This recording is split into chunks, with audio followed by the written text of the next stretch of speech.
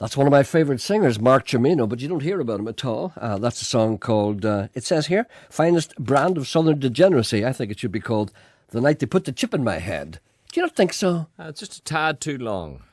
For an opener, it's a tad too long. How long was it? That's, I don't know, it seemed like over 4 minutes. You have to give the song time to breathe. You have to give the song time to develop. That's a 20 past 11 playlist. You've got the attention span of a goldfish. You should be able to listen to this kind of stuff. No, you got to... All right, then, okay, you've lodged your complaint. Okay. George Seth would like you to play some Alabama 3. Alabama 3? You play them, apparently. As a matter of fact, I have in front of me a track called Two Heads by Alabama 3. Would you believe that? Yes. That's a complete coincidence. Isn't it? I'm just looking at a CD, and I have on it, it's a compilation CD. It's a song called Two Heads, which is very, very good. And you know what they say? Two heads is better than three. Apparently they're playing Belfast. They're playing in Belfast. They played here last year as well, I do believe, so they're regular visitors. Okay. Good morning. It's a nice Monday morning. Did your weekend go okay? Mine was fine. It's all right, but... Did you get out playing golf, did you? I did, yes. But I'm still... There's something out there at the weekend that I'm not getting. I'm not reaching... No, do you understand? I can help you on that. No, I've got a few phone numbers here. No, there's something there. There's something else, and I think... Do you think there's something that your life is lacking something? Yes, and it harbours back, if you pardon the pun, it harbours back to the sea. Probably harks back. Yeah.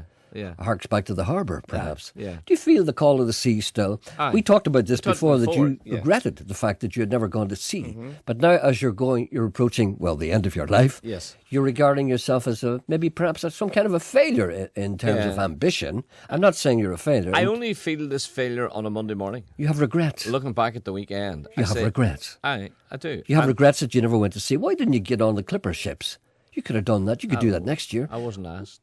You don't ask. What you do is you apply. I don't want a ship. No, why don't you become one of the Clipper crew? No. The next race starts in 2013. No. You'll only be, you'll be dead by then, maybe. 50-foot swells, you off your head. The council will give you money. No. 50-foot swells. Well, listen, if you want to go to sea and not have any waves, you're in for a serious disappointment.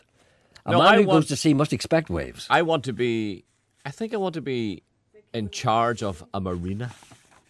Or so. I would quite willingly tidy up a marina at the weekend. Brush up and. In other words, you want to be a caretaker. Something like that, and tie up the odd boat, and maybe just go out for a little. Do you know when this started? I remember when this started, when you went to Sorrento. You're 100% correct. And you went down to the big steps, and you saw the guys sitting around smoking pipes. Yes. And they would help the guys. Yes. And you want to be one of those, the retired old Italian men. I want to be that. You want to be an old retired Italian man. You should get dominoes. I'll help you. Learn how to play it. And I'll put you under a tree. The only thing is here that brains on you. Listen, let's start the programme. The number to ring if you want to contact this programme is 08459 555 678. The email address is jerry.anderson@bbc.co.uk, and the text messaging service is 81771. Now you can contact us at any time. The text messaging service are open to all eyes. I myself alone. See the emails. I don't see the text. They're filtered into me. A lady writes, and there's a certain complaint inherent in this letter here, which involves the staff here. Dear Gerry, this is from Millie. She says, do you remember Millie Small? My boy, lollipop, make my heart go get it. I'll tell you even better. What? I remember chatting her up. You didn't? Yes, I did. Did you? She said no. Where was she from? She was from was she Manchester, I think, or Birmingham. I don't know. She played a gig in an Irish club in Manchester called Sharks. I remember I was in the wrestling band then, and she came on and she played. She sang "My Lollipop," and I remember trying furiously to get off with her, but she wouldn't have it at all. It is with the greatest disdain I find myself putting pen to paper. I rang in jest the other day and spoke to a lovely operator twice who asked me if I wanted to speak to you. So I was running around the house with a hot flush, being a woman of a certain age, waiting for the phone to ring. And who do I hear on the radio but my neighbour up the road, Johnny Ross. Not me, but Johnny Ross. Whilst Johnny is a lovely young man, all he has to do is sell bikes all day. I'm a mother of one daughter, Emma. It's her birthday on the 11th, as she's 30, and the grandmother of 4 very lively children who I know could not walk in on me because they're on their holidays in Cornwall, and all summer will be making Play-Doh, crystals, and spending Grandad's money, I thought I would take the chance and clean out my fridge and fridge freezer, but alas, again, it happened. You two on the radio, and I'll swear you'll do it for devilment because you seem to be crazier. This is the third time you've caught me sitting in my own kitchen surrounded by food and cool boxes, containers out of the freezer and fridge, and to add insult to injury, the water dripping out of the freezer into the container below, Chinese torture, and all I can do is sit in a comatose state listening to you two on the radio now. Please, please, all I ask is for you to leave me alone. This is something that's happening all over the country. People are finding that when they do listen to this program, they can't stop because they can't believe what they're hearing. So in actual fact, all the things that they do are dropped. There's a woman with a dripping fridge, with all kinds of stuff going on around her house falling to pieces around it, and she can't do anything. Once she starts listening at 10:30, she has to listen. She's like a mongoose and a snake. Do you ever see the mongoose hypnotised by the snake? Until 12 o'clock, and then she can't do anything. By that time, it's too late, and all her food's all unfrozen and everything. It's horrible. So do you know what I used to enjoy? I can't think. Do you know what I used to enjoy? What? Do you remember Talkback had a singer on practically every day, or maybe every other day? Yes. And they sang about they put, but like that was the week that was, they put into a topical song. Aye. A topical song, a typical song, a topical song, a tropical song. Why did they stop that? Because the same things were happening every day. I enjoyed imagine that. Imagine having a guy on last week.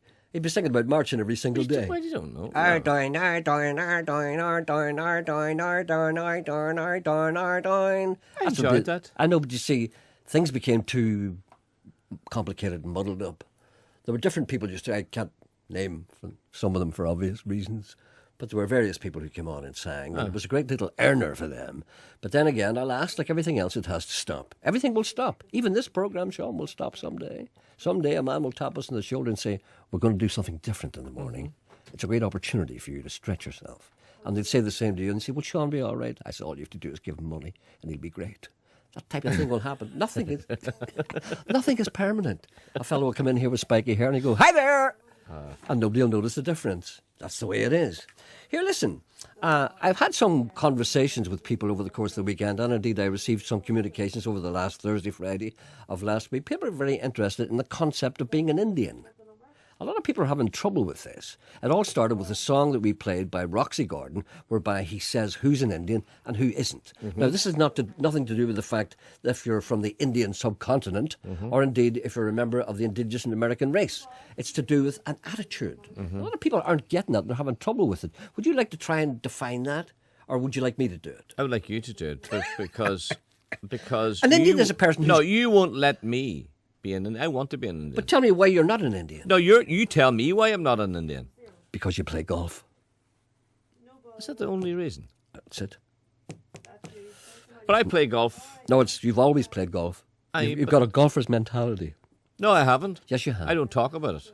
Ah, you do. I do not. You do to the other golfers. I do not. Yes, you do. No, I do not. I've seen you huddled seen you huddled in bars. That's one thing we do not do. I think you do. No, we don't. Oh, maybe you're an Indian after all then.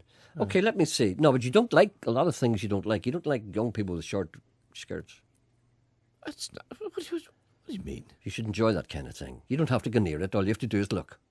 If you see a young girl walking down the street... No, can we stop? We can move away from that subject. No, it's all to do with being sensual. Do you know what I mean? And being earthy. You're not earthy. You're afraid of everything. An attractive young girl walking down the street with a short skirt, you'd say, look at her. You can see her bum. I would say, look at her. You can see her bum. You see, it's a different attitude. You're not an Indian. You be an Indian. See, it's not that I'm lecherous or anything, but I appreciate beauty around me. Do you know what I did last night? I can't think. I'm going to tell you, this is true. Are you sure you're going to tell me? No, you know what I did last night? Go ahead. I hid. You cleaned somebody's window? No. What? You hid. I'm in danger of doing that, by the way. I know there's you're a house that I pass every day, and the windows are filthy. And someday you're going to clean them. And I know the person. I'm going to say to this person, you don't think it's about time you clean? No, why don't you say, do you mind if I clean your window? It's really annoying me. What did you do last night? I hid some used car tires. I was walking home last night, and I took a shortcut, and I was going through this sort of, let's call it this laneway, surrounded by fields, right? Okay. I think I know the one you mean. And tall grass. That I used to live near there? Correct. I know exactly what And you I mean. And let swap- me finish the story for you. I think you saw some tires, and you said to yourself, if these lie here, somebody's going to find them and burn them. They've been planted. They were planted. They're going to build a bonfire. So you hid them? Aye. You're interfering with the bonfire. I took them into the. Well, they'll get them. I took them into the field and hid them in the long grass. You're hiding tires that people plan to burn in bonfires. You see, if you did that on the 12th of July, you'd be hung. But I couldn't help it. I said to myself, no, they're not getting away with that. Toxic fumes, secondary smoke. Exactly. I hid the tires. Good man. If I had any way of taking them home with me, I'd have taken them home and put them in the bin. But I think you should be decorated. here. I think you should get an MBE for that. There's a person waiting for you. Oh, is there? Sorry. Hello, good morning, sir. Person waiting for me. Hello, good morning.